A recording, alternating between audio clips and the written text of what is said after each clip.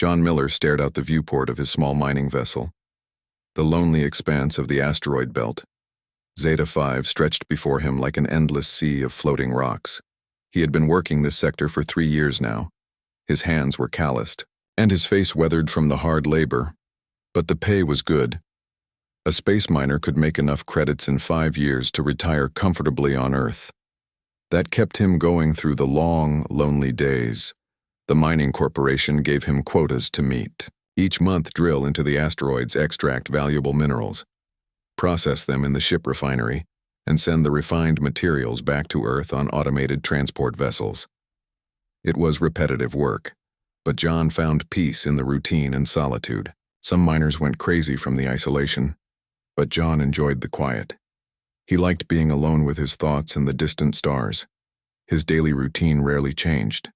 Wake up, check ship systems, eat breakfast from the food synthesizer, and then suit up for mining. Today started like any other. John prepared his equipment and set the ship autopilot to maintain position near a promising blue asteroid. The scanner showed high concentrations of rare elements inside, perfect for mining. He put on his spacesuit, checked the oxygen levels, and prepared the airlock for departure. As John exited his ship and drifted toward the asteroid, something caught his attention. A flash of light in the distance. Not the typical reflection from a metallic asteroid, but something artificial and moving. He adjusted his helmet sensors and focused on the object. It was small and moving erratically, leaving a faint trail of smoke or vapor. John checked his communication system. No distress signals in the area, but that object definitely looked like a small ship or pod in trouble. His mining could wait. He activated his suit thrusters and changed course to investigate. As he got closer, he could see it was indeed a small escape pod, unlike any Earth design he had encountered. It had smooth purple curves and strange symbols etched into its surface. The pod crashed into a nearby asteroid, sending fragments of rock flying into space. John landed on the asteroid and approached the crash site cautiously. The pod had created a small crater on impact.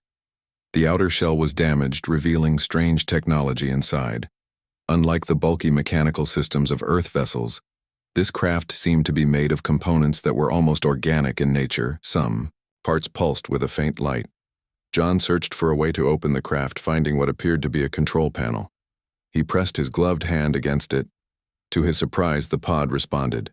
The outer shell retracted, revealing the interior. Inside lay a small figure curled up protectively. John gasped. It was clearly not human. The creature had light purple skin covered in tiny, shimmering scales that caught the starlight. Its body was slender with 4 limbs like a human, but its hands had 6 fingers each. Its head was slightly larger than a human child's with no visible hair.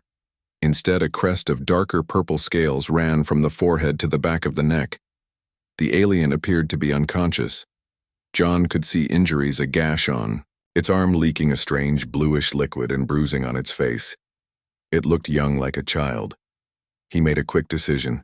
He couldn't leave it here to die. Carefully, John lifted the alien, finding it surprisingly light. He secured it against his chest and activated his thrusters, heading back to his ship. Once inside, John placed the alien on his medical cot.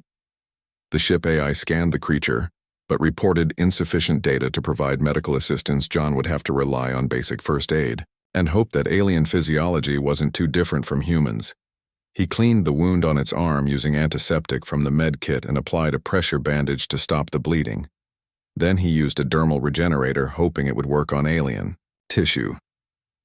He monitored the creature's vital signs, which seemed to stabilize. Its breathing became more regular. A good sign. Several hours passed. John sat beside the medical cot, watching the alien sleep. He should report this to Earth Command, but something held him back. The standard protocol for first contact situations was quarantine and immediate transport to the nearest military station. But this was just a child injured and alone. John decided to wait until it regained consciousness before making any decisions. The alien stirred, its large eyes fluttering open. They were remarkable, deep purple with golden flecks and vertical pupils like a cat's. The creature saw John and immediately scrambled backward on the cot, pressing against the wall, its eyes widened in fear. John raised his hands in a gesture he hoped would be universal. "I'm not going to hurt you," he said softly, knowing the alien couldn't understand, but hoping his tone would be calming. "You're safe here." The alien watched him warily, making soft clicking sounds that seemed to come from the back of its throat. John pointed to himself. "John," he said clearly. Then he gestured to the alien with an open palm. A question. The alien seemed to understand the gesture. It placed a 6-fingered hand on its chest and made a series of musical sounds John couldn't possibly reproduce. He smiled and nodded. Then, remembering the lilac color of the creature's skin, he said, "Lily. Is it okay if I call you Lily?" The alien tilted its head, studying him with those remarkable eyes. After a moment, it pointed to John and made an attempt at his name. The sound was close enough that John smiled and nodded encouragingly. The creature seemed pleased, pointing to itself and making the musical sound again, then nodding as if accepting the name Lily as well. Over the next few days, John tried to establish basic communication with Lily. He used pictures, drawings, and gestures to convey simple concepts Lily learned with astonishing speed. Soon she could understand basic words and phrases in English. She still spoke with strange clicks and musical tones, but occasionally she would try human words, her mouth forming the sounds awkwardly, but recognizably. John learned that Lily needed water, but in smaller quantities than humans. She ate some of his food supplies after carefully smelling each item. She particularly enjoyed sweet foods like fruit paste and chocolate. Her injuries healed remarkably quickly, the wound on her arm closing completely within 2 days. 1 week after finding Lily, John finally contacted Earth Command. He had delayed partly from concern about protocol, and partly because communication windows were limited in the asteroid belt. When the connection established, he reported his discovery, trying to sound casual. "A mining accident. I found a life form injured in a crashed pod. Alien, definitely sentient. Seems to be a child." The response was immediate and alarming. "Maintain position. Secure the specimen. A research vessel will divert to your location ETA 3 days. Do not attempt further communication with the life form. Specimen secure. The cold terminology disturbed." John, Lily wasn't a specimen. She was a person, a child. After ending the transmission, John sat in silence. His instincts told him something was wrong. The response had been too quick, too eager. There had been no questions about the alien's condition or needs, just orders to secure it. He remembered stories from other miners about corporate exploitation of new discoveries. Some claimed the mining corporation had found alien technology years ago and kept it secret, developing it for military applications. That night, as Lily slept, John noticed something strange. The lights in his cabin dimmed, then brightened, then changed, color cycling through blues and purples. At first he thought it was a power fluctuation, but the ship diagnostics showed no issues. He looked at Lily and saw her eyes moving rapidly under closed lids. Her fingers twitched, and small objects near her, a cup, a stylus, a food wrapper, began to float gently in the air. John watched in amazement as the items orbited slowly around Lily, then settled back down as her sleep deepened. The next morning he didn't mention what he had seen, but he began to pay closer attention. He noticed that when Lily was frustrated trying to communicate, the ship systems sometimes glitched. When she was happy, the lights seemed brighter. The alien child had some kind of psychic ability that affected technology around her. That evening, as they shared a meal, Lily suddenly became agitated. She pointed to the communication console, making urgent sounds John didn't understand. She drew a picture on his tablet, a simple illustration of 3 triangular shapes surrounding a smaller circle. John frowned, trying to understand. "Ships coming to find me," Lily said in broken English, her largest sentence yet. "Bad people." Her eyes filled with fear. John checked his long-range scanners. Nothing appeared, but the system's range was limited, designed only to detect asteroids and debris, not approaching vessels. "Who is coming, Lily?" Who are you running from? Lily struggled with the words, making frustrated sounds. She pointed to herself, then raised her hands above her head in what looked like a crown or headdress. Important, she said. Person. Important. John thought he understood. Someone important. A child with strange abilities escaping in a pod. She was no ordinary alien. She was someone special. Someone people would search for, and now Earth Command was coming for her with talk of specimens and securing. Her fear suddenly made sense to him. John made a decision that would change his life forever. He began to power up his ship's engines. They needed to leave before the Earth vessel arrived. He didn't know where they would go or what would happen next, but he knew one thing. He would not betray the trust in those strange purple eyes. The alien child had chosen to trust him, and he would not hand her over to become a lab specimen as the engines hummed to life. Lily watched him with a mixture of hope and confusion. John smiled at her. "We're leaving," he said, pointing to the view screen and making a gesture of movement. Going. John navigated his mining vessel through the densest part of the asteroid belt, where scanner signals would be scattered and difficult to track. The ship's engines strained against the extra power he demanded. They weren't designed for speed, but for durability. John kept a careful eye on the temperature gauges, hoping the systems would hold together long enough to put significant distance between them and the approaching Earth research vessel. Lily sat in the co-pilot seat, her large purple eyes, watching the asteroid field with fascination. She had been quiet since they left, her obvious fear giving way to silent observation. John wondered what she was thinking. He had so many questions about her, but their limited communication made it difficult to get answers. After several hours of tense flying, John spotted what he was looking for: an abandoned mining outpost nestled in the crater of a large asteroid. These outposts served as emergency shelters and supply depots for miners who ventured deep into the belt. Most were automated, but this one appeared to be offline, perfect for hiding. John carefully docked his ship in the outpost's small bay. The airlock cycled, allowing them entry into the facility. It was dark and cold. Emergency lighting, casting everything in a dim red glow. John activated the backup power system, bringing the outpost systems online. He checked the supply inventory. Food, water, oxygen recyclers, all functional, if somewhat depleted. The outpost could sustain them for perhaps 2 weeks. Not a permanent solution, but enough time to figure out their next move. Lily explored the outpost with cautious curiosity, touching various surfaces and equipment with her 6-fingered hands. She seemed particularly interested in the communication array, though it was powered down. John watched her carefully, still unsure of her intentions or abilities. That night, as they ate a simple meal of rehydrated protein and synthesized fruit, Lily surprised him by speaking in broken but understandable English. "Home," she said, pointing to the stars visible through a small viewport far away from here. John nodded encouragingly. "Can you tell me about your home?" Lily struggled with the words. Her vocabulary was still limited, but she was determined to communicate Vexoria. She said carefully, pronouncing each syllable, "My planet beautiful." She made sweeping gestures with her hands that somehow conveyed vast crystal structures and sprawling landscapes. "My people," she continued, placing a hand on her chest where the shimmering scales were brightest royal blood. She again made the crown gesture above her head. Princess John nearly choked on his food. "Princess, you mean your royalty?" Lily nodded. "Mother Queen," she said.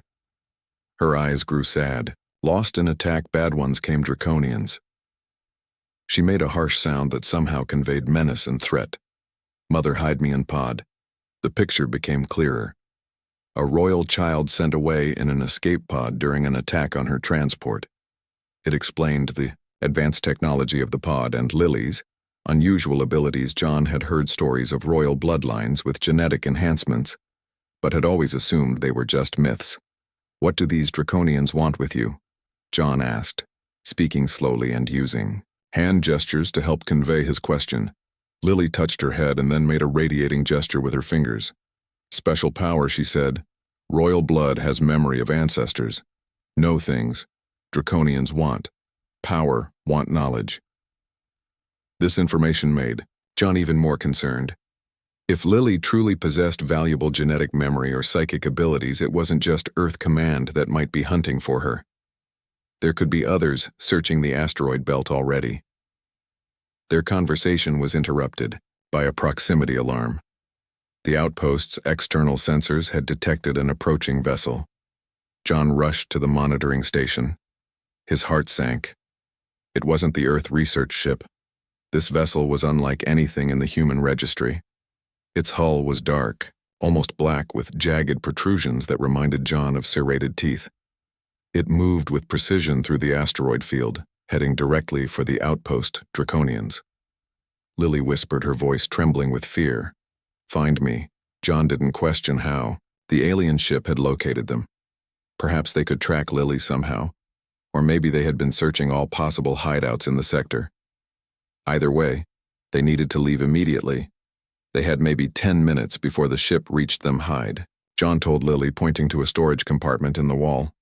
She squeezed inside while John gathered what supplies he could. The outpost had an emergency escape craft, small and not designed for comfort, but it might be their only option. As he worked, John heard a sound that made his blood freeze, a metallic clank against the outpost's outer hull. The Draconian ship had arrived sooner than expected and was attempting to dock. John sealed the storage compartment hiding Lily and grabbed a mining laser from his equipment. It wasn't designed as a weapon, but it could cut through metal, and that would have to be enough. The outpost's airlock began its cycling sequence. Someone was coming aboard. John positioned himself behind a supply crate, his laser ready. The inner door of the airlock slid open, revealing not the monstrous aliens he had expected, but a human woman. She wore a sleek uniform, unlike any Earth military or corporate design. Her dark hair was pulled back in a tight bun, and her expression was intense, alert, and assessing. The woman stepped into the outpost, followed by two more humans similarly dressed. They carried weapons that looked more advanced than standard issue. The woman scanned the room, her eyes settling on John's hiding place. She raised her hand, signaling the others to hold position. "John Miller." She called out, "We are not here to harm you or the Vexorian princess. Please show yourself." John remained hidden, wondering how she knew his name and about Lily. "Who are you?" he shouted back. "How do you know about us?" "My name is Commander Catherine of the Vexorian Royal Guard Terran Division," the woman replied. "We serve Queen Tamara of Vexoria. We have been searching for Princess Zeralia since her transport was attacked." John hesitated. This could be a trap. Lily had mentioned nothing about humans working with her people, but the woman knew Lily's real name, Zeralia. Not something she'd likely know if she were with Earth Command or the Draconians. Slowly, John emerged from his hiding place, still gripping the mining laser. "You expect me to believe humans are working with aliens?" Commander Catherine nodded. "The alliance between Earth and Vexoria has existed for 15 years, though it's kept secret from the general public and most government officials. The mining corporation you work for is partly owned by Vexorian interests. It's how we've been able to establish bases throughout the solar system. There are many humans who serve in the Vexorian court." This revelation stunned John. His employers were alien fronts, no wonder the pay was so good. It explained the advanced technology some miners reported finding in certain asteroids. The corporation wasn't just mining minerals, but establishing a presence in human space. "Where is the Princess Commander?" Catherine asked, her eyes scanning the outpost. "Is she unharmed?" Before John could answer, the storage compartment opened, and Lily stepped out. Her eyes widened upon seeing the commander, and she made a musical sound that seemed to be a greeting. Commander Catherine immediately knelt before the young princess, the others following suit. "Princess Zeralia," Commander Catherine said, her tone respectful. "Your mother has been desperately searching for you. The entire royal fleet was mobilized when your transport disappeared." Lily, or rather Princess Zeralia, approached the commander. She spoke in her native language, the musical sounds flowing rapidly. Commander Catherine responded in kind, though her pronunciation seemed less fluid. The exchange continued for several minutes. John watched, feeling suddenly like an outsider in a situation that had become much larger than him. Finally, Commander Catherine turned to John. Princess Zeralia has told me how you rescued her and protected her from both Earth authorities and the Draconians. You have the gratitude of the Vexorian royal family, John shrugged. It seemed like the right thing to do. But what happens now? Those Draconians are still out there. And Earth Command is sending a research vessel. They called her a specimen. He couldn't keep the disgust from his voice. The Earth authorities you spoke with were likely Draconian infiltrators. Commander Catherine explained. Their agents have penetrated many human institutions, which is why our alliance remains secret. The real Earth government has a treaty with Vexoria. Those who know of the princess would never refer to her as a specimen. This was getting complicated, John thought. Too many layers of conspiracy and hidden alliances. But looking at Lily's trusting eyes, he knew he had made the right choice. We need to leave immediately. Commander Catherine continued. The Draconian warship that was tracking you has temporarily withdrawn, but they will return with reinforcements. Our vessel can take you to the royal fleet waiting at the edge of your solar system. Queen Tamara wishes to thank you personally for saving her daughter. John looked around at the outpost at his small mining ship docked outside. His old life suddenly seemed very distant. The thought of meeting an alien queen and seeing a royal fleet was both terrifying and exhilarating. But did he really have a choice? He'd already committed himself to protecting Lily. And if what Commander Catherine said was true, his mining career was effectively over anyway. I guess I don't have many options, John said with a wry smile. He turned to Lily, who was watching him with those strangely intelligent eyes. Lead the way, Princess. The Vexorian ship traveled faster than John thought possible. The stars blurred outside the viewport as the vessel engaged what Commander Catherine called phase shift drive. Inside the ship, John marveled at the technology surrounding him. The control panels had no buttons, only smooth crystal surfaces that responded to touch. The lighting came from everywhere and nowhere at once, creating a soft, ambient glow. Gravity felt perfectly natural despite their incredible speed. Lily, or Princess Zeralia, as the crew called her, seemed more animated now, speaking rapidly in her musical language to the Vexorian officers. She occasionally glanced at John with what he interpreted as reassurance. John felt out of place. A simple miner among alien royalty, and their guards. Commander Catherine remained by John's side, explaining their situation. The Vexorian royal fleet waited at the edge of the solar system near the orbit of Pluto. They had maintained position there for weeks, searching for signs of the Princess. Queen Tamara herself commanded the flagship, a vessel called the Crystal Sovereign. As they traveled, Catherine told John more about the secret alliance between humans and Vexorians. It began 20 years ago when a Vexorian scout ship encountered a human deep space mission. The Vexorians recognized humans as an emerging spacefaring species with potential, rather than revealing themselves openly to all of humanity, which might have caused panic. They established contact with select individuals. Within Earth's governments and corporations, a treaty was formed. Vexorians would share limited technology in exchange for mining rights in the solar system and human assistance in their war against the Draconians. The Draconians, Catherine explained, were a ruthless species obsessed with genetic engineering and enhancement. They had once been peaceful trading partners with Vexoria, but over centuries had grown envious of the natural psychic abilities of the Vexorian royal bloodline. They sought to capture members of the royal family to extract and replicate their genetic code. The war had been going on for over 100 years. Princess Zeralia was particularly valuable because, as the youngest member of the royal family, her genetic memory contained the most recent ancestral knowledge. The Draconians would do anything to capture her. After several hours of travel, the ship slowed. The view screen shifted, showing their approach to a massive fleet of vessels. Unlike human ships, which tended to be utilitarian in design, the Vexorian vessels looked like works of art. Their hulls shimmered with iridescent colors, and their shapes suggested natural forms rather than engineered structures. John counted at least 30 ships of various sizes, arranged in a protective formation around a central vessel easily 5 times larger than the rest. The Crystal Sovereign, Commander Catherine said with reverence. The royal flagship Queen Tamara awaits us there. Their ship docked in one of the flagships, massive bays.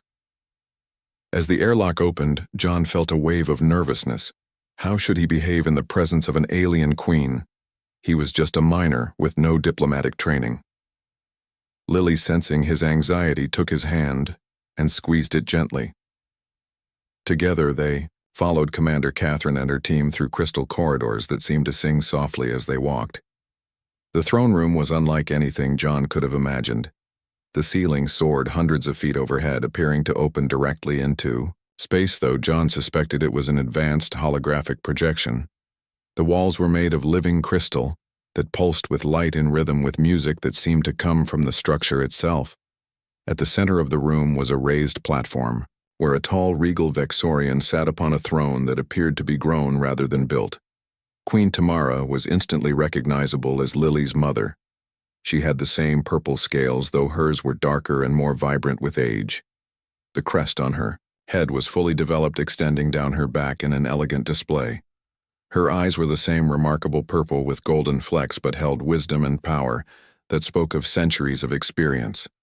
She wore no crown, but rather a simple circlet of crystal that caught the light and refracted it in dazzling patterns. When Lily saw her mother, she broke protocol, running across the throne room with a cry of joy. Queen Tamara rose from her throne, her formal demeanor dissolving as she knelt to embrace her daughter. They spoke rapidly in their musical language, tears streaming down both their faces. The assembled Vexorian court watched with obvious emotion. Even Commander Catherine seemed moved by the reunion. After their embrace, Queen Tamara stood, tall again, Zeralia still holding her hand. She gestured for John to approach. He walked forward, feeling every eye in the room upon him. When he reached an appropriate distance, he bowed awkwardly, not sure of the proper protocol. "Rise, human," the queen said, her voice deep and melodious with an accent that made her English sound almost like singing. "You have done my family and my people a great service." John straightened, meeting the queen's gaze. "Your Majesty, I just did what anyone would do." The queen smiled, a gesture surprisingly similar to a human expression. "I think not, John Miller. Your kind is capable of great compassion, but also great cruelty. You chose compassion when many would have chosen profit or prestige. You protected my daughter when you could have surrendered her to your authorities." John shrugged, uncomfortable with the praise. "I couldn't hand her over like that. She was scared and alone. It wasn't right." The queen studied him thoughtfully. "You have a simple but pure moral compass, a rare quality in any species." She stepped closer. "My daughter tells me you named her." Lily. John felt his face flush. "I hope that wasn't disrespectful. I didn't know she was a princess, obviously. She reminded me of lilac flowers that my mother used to grow." The queen nodded. "A thoughtful name drawn from your own memory. We Vexorians place great value on such connections." She turned to address the assembled court. "This human, John Miller, rescued Princess Zeralia at great personal risk. He abandoned his position and his world to ensure her safety. He shall be honored as a friend of the royal house. From this day forward, he will be known as John Miller, guardian of the princess." The announcement was met with musical sounds that John took to be approval or applause. He felt overwhelmed by the formality of it all. "It's really not necessary," he began, but Commander Catherine touched his arm, warning him not to refuse the honor. Queen Tamara raised her hand for silence. "There is more we must discuss. The Draconians know Princess Zeralia is alive. They will not cease their hunt. Her transport crew was infiltrated by Draconian agents. We believe they have similar agents within your Earth governments and corporations. You cannot safely return to your former life." John had suspected as much, but hearing it confirmed still felt like a blow. His life as a miner, everything he had known, was over. Even if he returned to Earth, he would be hunted by the Draconians or treated as a security risk by those who knew of the secret alliance. "What will happen to me now?" he asked. The queen considered him. "I offer you a choice. John Miller, you may remain here with us as part of Princess Zeralia's personal guard. A position of honor. You would learn our ways and help bridge the understanding between our peoples. Or if you wish you could be resettled on a human colony world with a new identity beyond the reach of those who would harm you, John looked at Lily, who watched him expectantly.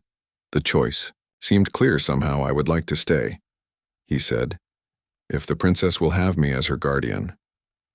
Lily beamed with happiness, making a musical sound that needed no translation. Queen Tamara nodded with approval. It is decided. You will begin training. Immediately, Commander Catherine will oversee your instruction in Vexorian language customs and defense techniques. The formal audience concluded, and John was shown to quarters aboard the flagship. The room was comfortable, if strange by human standards. The bed seemed to float without support, and the walls responded to his thoughts, changing color and texture. The food provided was compatible with human biology, but the flavors were unusual, exotic blends of sweet and savory that confused his palate. Over the next few weeks, John began his training. It was intense. Commander Catherine was a demanding teacher. He struggled with the Vexorian language, his human vocal cords unable to produce many of the musical tones. But he learned enough to understand. Basic commands and phrases he trained in Vexorian defensive arts, which emphasized redirection rather than force. And he spent time with Princess Zeralia, who was eager to continue learning about Earth and human culture. The princess insisted on being called Lily when they were alone. It was their special connection, a bridge between their worlds. John found himself growing protective of her, not just because of his position, but because he genuinely cared for her well-being. She was intelligent, curious, and kind. Despite her royal upbringing, she treated the ship crew with respect and showed genuine interest in their lives. One evening, as John practiced Vexorian meditation techniques in his quarters, the ship's alarm sounded, a fleet-wide alert that sent crew members rushing to their stations. Commander Catherine appeared at his door. "John, we need you on the bridge," she said, her expression grave. John followed her through the crystal corridors to the flagship's command center. Queen Tamara stood before a large view screen that showed multiple vessels approaching. Their design was immediately recognizable to John.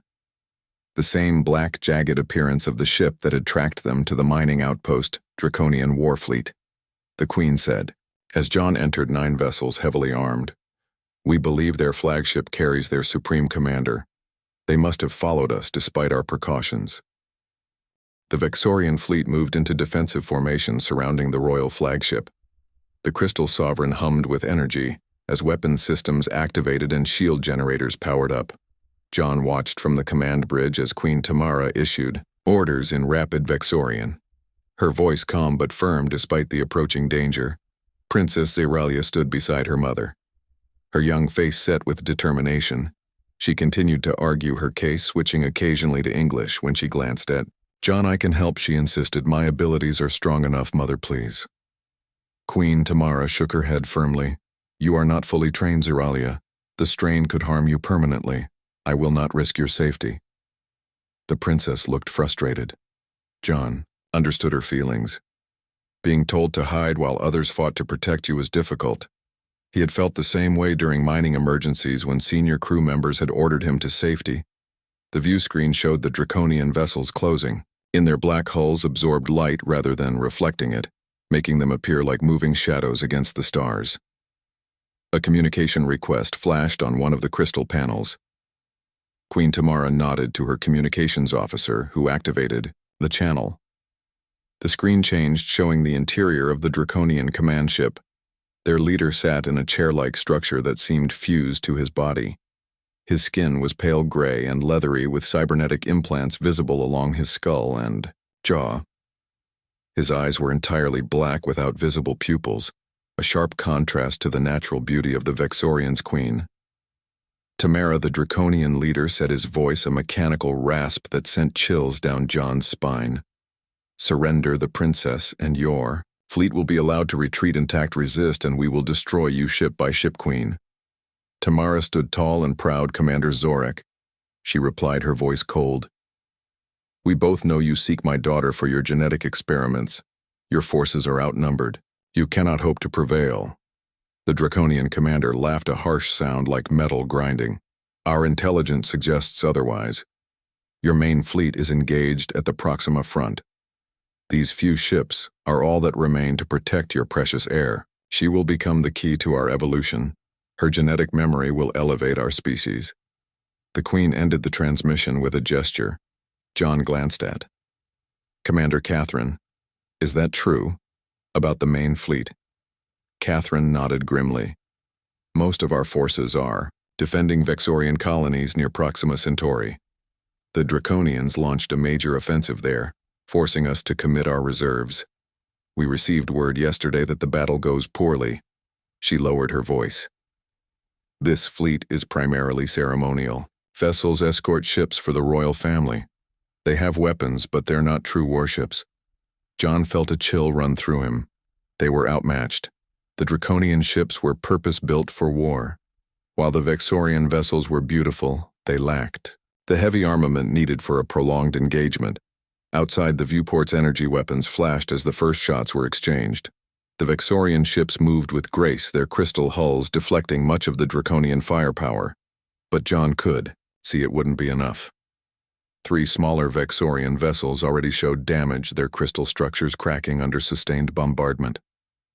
Princess Zeralia watched the battle, her hands clenched at her sides. Then she turned to John. Her eyes filled. With resolve, Mother will not listen to me, she said, but I must act. I cannot hide while our people die. She switched to English so the nearby officers wouldn't understand John. I need your help. John hesitated. What are you planning? The princess leaned closer. My abilities can disrupt the Draconian ships. Their technology is vulnerable to psychic interference, but I need to be closer to their command vessel. The Royal Shuttle Bay is 2 levels below. I can pilot a small craft near enough to affect their systems. John shook his head. It's too dangerous. Your mother forbade it, and I'm supposed to protect you, not help. You put yourself in danger. Zeralia's eyes flashed. People are dying. John, as we speak, more will die if I do nothing. What good is royal blood if not used in service to our people? She took his hand.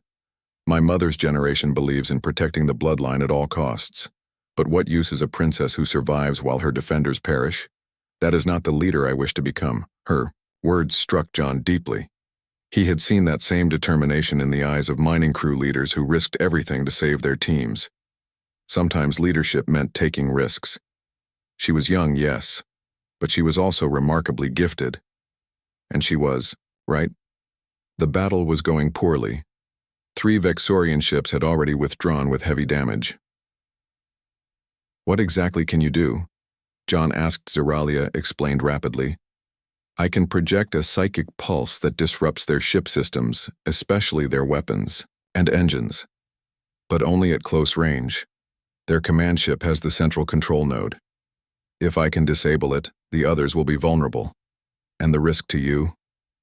John pressed. The princess hesitated. Significant mental strain, physical exhaustion possibly. Worse. But it is my choice to make. John made his decision. If they were going to do this, he would ensure she had every protection possible. He guided her away from the command center and toward a service corridor that leads to the shuttle bay. He said, but first we need to make a stop at my quarters, in his room. John retrieved the mining laser he'd brought from his ship and a portable shield generator he'd been given during his training. He synced the shield to his biorhythms, allowing him to create a protective bubble around himself and the princess. Then they made their way to the shuttle bay, avoiding the guards by using service passages. Commander Catherine had shown him during training. The Royal Shuttle Bay contained several small vessels. Princess Zeralia selected the smallest, a crystal craft barely large enough for 2 people. It's our fastest scout ship, she explained. More maneuverable than the others, and less likely to be seen. John followed her aboard. The interior was cramped, but comfortable. The control panels lit up in response to Zeralia's touch. She placed her hands on a crystal orb in the center console, and the ship hummed to life. Without using any visible controls, she guided the shuttle out of the bay and into space outside. The battle continued. The Vexorian fleet maintained its defensive formation but was clearly struggling. 2 ships listed to one side, their crystal hulls fractured. Several Draconian vessels showed damage as well, but their heavier armor gave them an advantage. Zeralia piloted the small craft along the edge of the battle, staying hidden in the shadow of larger ships. John watched nervously as energy beams crisscrossed space around them. A direct hit would destroy their small vessel, instantly. Their target, the Draconian command ship, loomed ahead, its black hull bristling with weapons emplacements. Zeralia guided their shuttle beneath the larger vessel, using its own bulk as shield against detection. Here she whispered, positioning the shuttle directly below what appeared to be the command ship's power core. "I must concentrate now. Whatever happens, don't interrupt me. Even if I seem in distress, I must complete the process." She closed her eyes, placing her hands on the shuttle. Controls. John watched in amazement as the princess began to glow.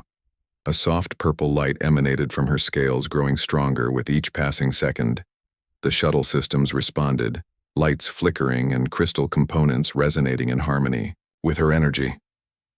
The glow expanded outward from the shuttle, invisible to normal sight. But John could somehow perceive it, a wave of purple energy washing over the Draconian vessel. The command ship systems began to fail. Weapons powered down engines, sputtered and died. Communication arrays went silent. The massive vessel drifted helplessly, its crew unable to restore control. Other Draconian ships experienced similar effects, though less severely. Their coordinated attack faltered as ship after ship lost functionality. Princess Zeralia trembled with effort. Her face contorted in concentration. Sweat beaded on her forehead and her breathing became labored. The glow around her pulsed erratically. John wanted to stop her, to pull her hands away from the controls, but he had promised. He activated the shield generator instead, creating a protective bubble around them both. On the view screen, he could see the Vexorian fleet rallying. Queen Tamara's flagship moved forward, weapons targeting the disabled Draconian command ship. A focused beam of energy struck precisely, cutting through the now vulnerable hull. Zeralia gasped, her eyes flying open. The glow around her vanished instantly. She slumped in her seat, exhaustion evident in every line of her body. The shuttle systems fluctuated wildly before stabilizing. John caught her before she could fall. "Is it done?" he asked. The princess nodded weakly. "Their neural network is disrupted," she whispered. "It will take hours for them to restore full functionality." By then, she gestured to the view screen where the Vexorian fleet had begun a coordinated counterattack. John took control of the shuttle, guiding it back toward the Crystal Sovereign. "Now we face your mother," he said with a grimace, and Commander Catherine, Princess Zeralia managed a tired smile. "Better to ask forgiveness than permission," she said, quoting a human phrase John had taught her. Their return to the royal flagship was met with a mix of relief, anger, and pride. Queen Tamara herself waited in the shuttle bay, her expression thunderous. Guards surrounded the shuttle as John helped the exhausted princess disembark. 6 months passed aboard the Crystal Sovereign. John adapted to life among the Vexorians, learning their language, customs, and technology. His role as guardian to Princess Zeralia gave him a unique position, neither royal nor common, but respected. By all, the Vexorian court initially viewed him with curiosity and some suspicion, but his actions during the Draconian attack had earned their acceptance. John's daily routine consisted of training with Commander Catherine in the morning, advanced lessons in Vexorian culture and history in the afternoon, and evenings spent with Princess Zeralia. The princess insisted on continuing their informal relationship, calling herself Lily when they were alone. She was curious about Earth and human customs, asking endless questions about everything from music to food to social structures. Today, the royal fleet approached Vexoria after its long journey from the solar system. John stood beside the princess on the observation deck, watching as their destination appeared on the view screen. His breath caught at the sight. Vexoria was unlike any planet he had imagined. Its continents were shaped like massive crystals rising from deep blue oceans. The land masses glittered with cities that seemed to grow organically. From the crystalline ground, massive structures rose into the atmosphere, their peaks disappearing into the clouds. Home, Zeralia said with pride. "The Crystal Realm.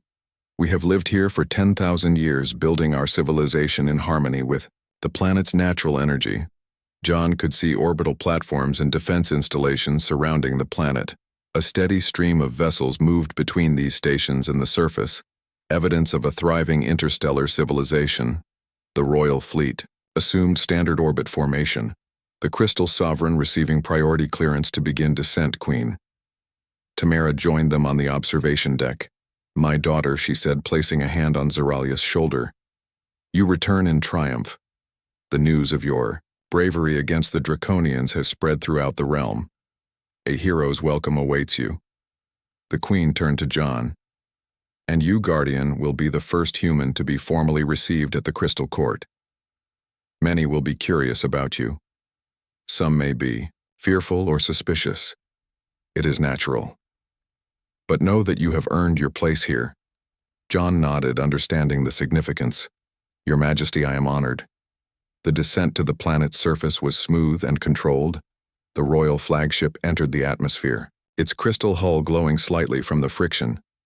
From the viewport, John could see the landscape in greater detail. The crystal formations he had observed from orbit were actually mountains, entire ranges of transparent and translucent stone that caught the sunlight and refracted it in dazzling patterns. Between these ranges lay forests of strange plant, crystalline trees with leaves that shimmered like stained glass. The ship approached the largest crystal formation, a mountain that dwarfed the surrounding landscape. At its peak sat the royal palace, a structure that seemed to have grown from the mountain itself rather than being built upon it. Spires and towers stretched upward, catching the light and sending rainbows dancing across the sky. The flagship docked at a platform extending from the mountainside. John followed the royal procession as they disembarked. A crowd of Vexorians waited to greet them. Nobles, officials, and citizens, all displaying the characteristic purple scales, though in various shades and patterns. They made musical sounds of welcome as the Queen and Princess appeared. Queen Tamara addressed the crowd in the Vexorian language.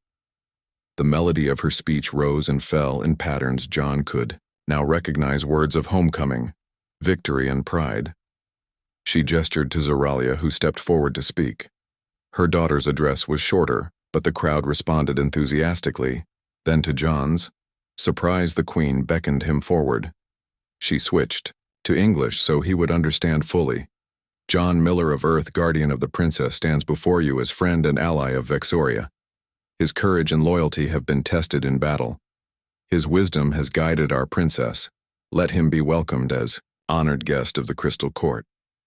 The crowd responded with musical tones that John's translator interpreted as acceptance, though he noted some discordant notes indicating skepticism or reservation. Not all Vexorians were entirely comfortable with a human in their midst. The procession continued into the palace. The interior was even more spectacular than the flagship. Crystal corridors stretched in every direction, some transparent, revealing views of the mountain interior or the sky above. Others were translucent or colored, creating different atmospheres and moods. Vexorian guards and servants moved efficiently through these passages, their scales matching the crystal hues in perfect camouflage. John was shown to his quarters in the eastern tower, close to the princess chambers, but with appropriate distance to observe protocol. The room was spacious, with a balcony overlooking the crystal forests below. Furnishings were minimal, but comfortable, adapted to human physiology. The Queen had clearly prepared for his arrival. That evening, a grand reception was held in the crystal throne room. The Vexorian nobility attended in full regalia, their scales adorned with precious metals and gemstones. John wore a formal uniform designed for him, a blend of Vexorian style with elements of Earth military tradition. Commander Catherine had insisted on the details, getting them exactly right. Queen Tamara presided over the gathering from her crystal throne, Princess Zoralia, beside her on a smaller seat. The princess caught John's eye and smiled encouragingly. He stood with the royal guard observing the proceedings. As the celebration continued, a Vexorian noble approached John. His scales were a deeper purple than most, almost indigo, and his crest was elaborately styled. "You are the human guardian," he said in accented English. His tone was not hostile but curious. "I am Lord Varric's cousin to the Queen." John bowed slightly as he had been taught. "Honored to meet you." Lord Varric's, the noble, studied him. You have caused quite a stir in court, a human with direct access to the royal family. Some wonder at the Queen's wisdom. John maintained his composure. I serve at Her Majesty's pleasure. If my presence disturbs the court, I regret it, but I will continue to protect the princess as I have sworn to do. Lord Varix made a musical sound John's translator interpreted as approval. Good answer, Guardian. Most humans I have encountered lack such directness. He lowered his voice. You should know, not all at court welcome the alliance with Earth. Some believe humans are too unpredictable, too emotional to be trusted. They point to your species. History of conflict. John nodded. I understand the concern. Humans have a complicated past, but we also have capacity for growth and change. I hope my actions can help build trust. Their conversation was interrupted by a commotion at the entrance to the throne room. A messenger arrived breathless, speaking rapidly to the captain of the guard. The captain immediately approached the Queen, leaning close to relay the message. Queen Tamara's expression darkened. She rose from her throne, addressing the gathered nobility. In Vexorian, John turned to Lord Varix. What has happened? Draconian vessels have been detected approaching Vexoria, the noble explained. They fly under a banner of truce requesting diplomatic talks, a most unusual development. The court erupted in debate, some arguing for immediate military response, others curious about this unexpected overture. Queen Tamara raised her hand for silence. She spoke firmly in Vexorian, then switched to English for John's benefit. We will hear their proposal. But with caution, the Draconians are masters of deception. Within the hour, the Draconian delegation arrived at the palace. 5 tall figures with gray leathery skin and cybernetic enhancements. Their leader wore an elaborate exoskeleton that supported his frail body. His black eyes surveyed the throne room with cold calculation. Queen Tamara remained. On her throne, Princess Zeralia beside her.